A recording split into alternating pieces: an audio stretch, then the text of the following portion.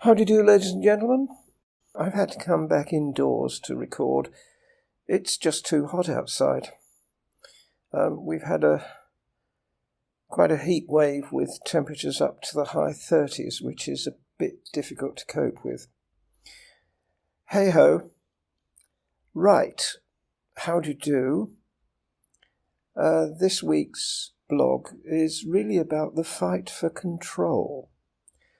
There is, of course, a growing threat to a way of life as well as governance from the modern tech industries. This threat is evident in several areas. It has traditionally been the case that governments have controlled the money system and the money supply. That control is beginning to slip and slide. On the one hand, they are within a few years of controlling it completely, but on the other hand, there is growing competition from competing money systems. How these competing systems will work together is at present unknown. I think it's going to be very difficult to have complete control over money, and such complete control by any one entity would lead to a totally unstable situation. One only has to look at what is going on with currencies currently controlled by governments to see what a mess they're in. Governments should, ideally, have no control over money whatever. I am hoping that currencies based on blockchain technology will find a role as competing technologies, and may the most useful and stable survive to be used by the public. Governments need to be on a very tight rein when it comes to money. They have over time shown themselves generally unfit to be in charge of any kind of money. It seems that the more inefficient governments are becoming, the more efficient companies are. Currently, we're seeing the rise of the mega-tech corporations. There are already several companies that are worth more than $1 trillion. That puts them on a par with rather a lot of countries, and they are certainly worth more than most. The figures do jump around quite a bit depending on the state of economies, but the top 5 countries on the planet, generally speaking, have economies worth close to or more than $5 trillion. No companies can yet rival those figures, but when we drop below the top 5 economies, things start to look very different. In the US, there are several companies worth north of $1 trillion. That puts them well into the top 20 economies on the planet. So far, none of them has a seat at the table of the G7 club, or indeed even the G20 club. But how long before perhaps they should have? Or is that not the way things are going? Are we seeing the beginning of a new economic order, which also may mean a new social order and a new financial, political order? Already we are seeing the manipulation of news and access denied or restricted to news channels by several tech companies that have a far reach. Facebook, or whatever it's called these days, has roughly 1/3 of the planet's population as regular users.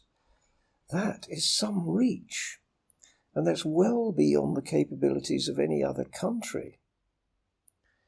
This company has already made 2 attempts to issue its own currency.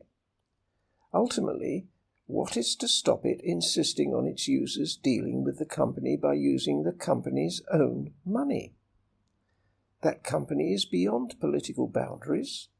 It is also a thriving business community, even despite the current crash in popularity. We have already noted that time and place in the digital domain operates differently from the physical. We have also noted that when we're talking about digital entities, we find they are more difficult to pin down than physical ones, and their characteristics have an irritating habit of changing over time. Time. What's that? That has already been messed with by digitalization. But how about my persona? We are within a year or two of being able to create avatars of ourselves and put those avatars into different digital situations. Are we talking different personas here? Are these avatars extensions of ourselves? Or are we going to be able to create several slightly different, or indeed very different, digital versions of ourselves?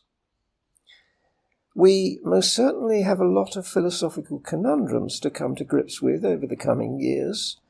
The schools of philosophy should be gearing up for a bonanza in the number of questions needing a theoretical and indeed a practical answer.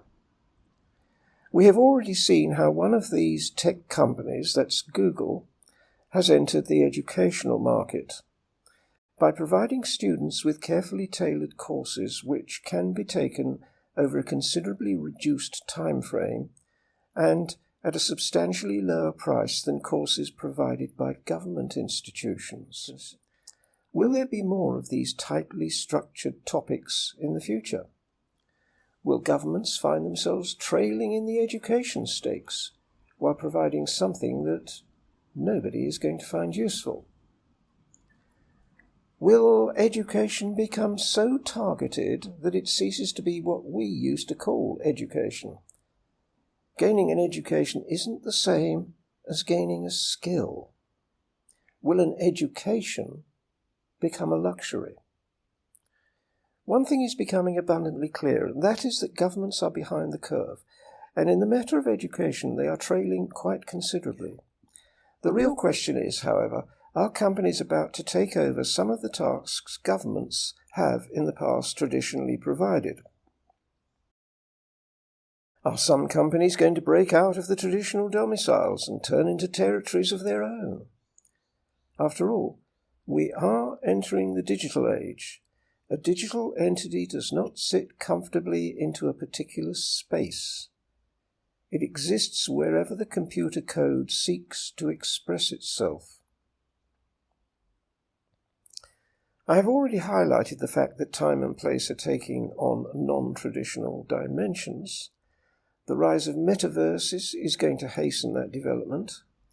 Will this diminish the power of governments even more? Will it lead to even more muddling of the truth and resultant confusion for so many of us?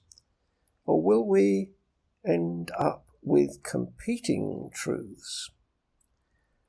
With people fleeing to a metaverse that proposes their favourite truth?